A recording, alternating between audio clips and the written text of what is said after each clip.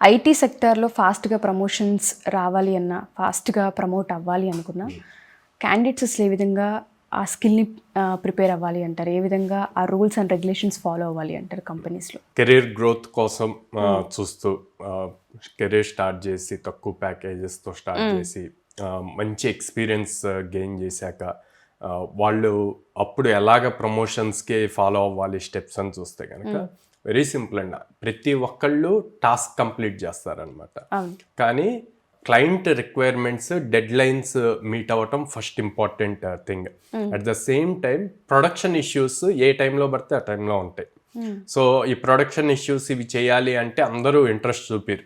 Development work ఉంటారు కానీ production issues solve చేయడానికి ఇంట్రెస్ట్ చూపిరు అనమాట.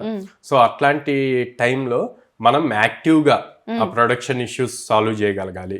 అండ్ మీకు ఇచ్చిన టాస్క్ కాకుండా మీ ప్రాజెక్ట్లో ఎక్కడైతే ప్రాబ్లం క్రియేట్ అవుతుందో ఆ టాస్క్లో కూడా మీరు ఇన్వాల్వ్ అయ్యి చేయగలిగితే గనక మీరు అందరి దృష్టిలో పడతారు. మేనేజర్కి మీరు బాగా ఇంప్రెషన్ క్రియేట్ చేయాలన్నమాట.